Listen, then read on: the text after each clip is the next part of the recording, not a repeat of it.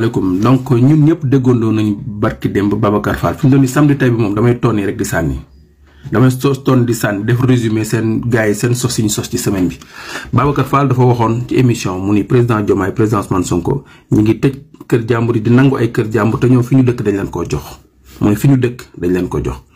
ma waxoon fi vidéo mu ni Babacar Fall waxul dëgg. Donc ci loolu am ku ñuy wax Abdou Aziz Wane moo nekkoon chef de service contentieux bu SICAP Abdou Aziz Wane boobu moo nekkoon chef de service contentieux Abdou Aziz Wane boobu noonu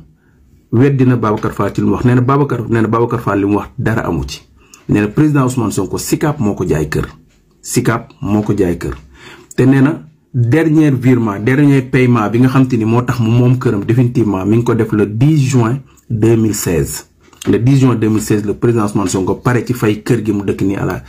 ci cité kër góor gi donc te moom Abdou Aziz Wane boobu noonu nee na ba léegi nii reçu paiement bu président Ousmane Sonko mi ngi ko yore moom donc Babacar Fall li mu wax noonu du dëgg te Sénégal yëpp xam nañ ko président Ousmane Sonko SICAP la jëndee kër comme ñu bëri SICAP boo demee da ngay def prêt da ngay dugg jox acompte bu kër amee buñ la octroyé kër nga kon ni di ko fay chaque fin de mois ba sa kër mat ñu xam ñaata at la loolu moo am fii moo am partout donc SICAP moo ko octroyé kër. Abdou Aziz Wane chef de service contentieux bu SICAP weddina Babacar Fall que ni Babacar Fall li mu wax dara amu ci.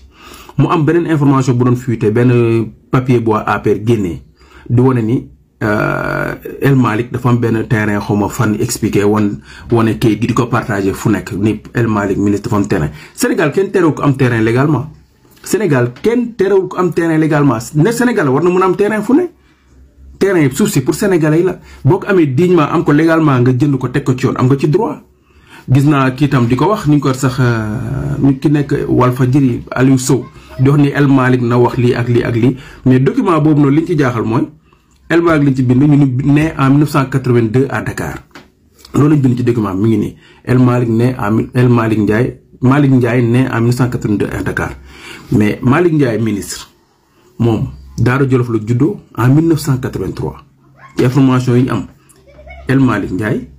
mu ngi judd en 1983 à Daara Jolof loolu rek moom ci jaaxal te encore en plus ñun moment yii nii sénégalais yi ay hectares la ñuy wax yu ñu sàcc ay benn nit am ay 600 terrain benn nit am ay 200 terrain ñuy wax loolu yéen ngeen di wax comme Aliou Sow yooyu di ñu wax ay mètres carrés sénégalais bu ne muy El Malick muy man muy keneen ak keneen am nga droit am terrain bu ko jëndee jaar ko ci yoon mën nga am terrain fu la neex ci Sénégal donc loolu kenn terew ko. donc bu ñu wax comme si sénégalais warta am terrain légalement nit war na mën a am ñeent juróomi terrain bu ko amee légalement mais li ñu bañ mooy nga ci sa position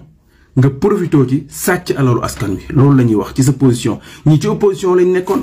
seen privé yoo xam te ni bëree dañ ko war a mën a am ñu xeex leen ci di leen xeex ñu sonn ci réew mi bay bëgg a dee moment ba leen seen terrain yi bu dee El Malick moo ko moom sax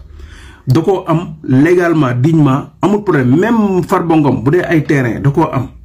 avant muy nekk ci nguur am ko légalement am ko dignement nekk di ci business loolu garaawul mais seen position di ci profito pour sàcc alal askan wi loolu la ñuy bañ te loolu dañ koy enquête ba mu leer ku ci am sa terrain dignement ñu delloo la ku ci amul sa terrain dignement mais ñu jël ko delloo ko askan wi.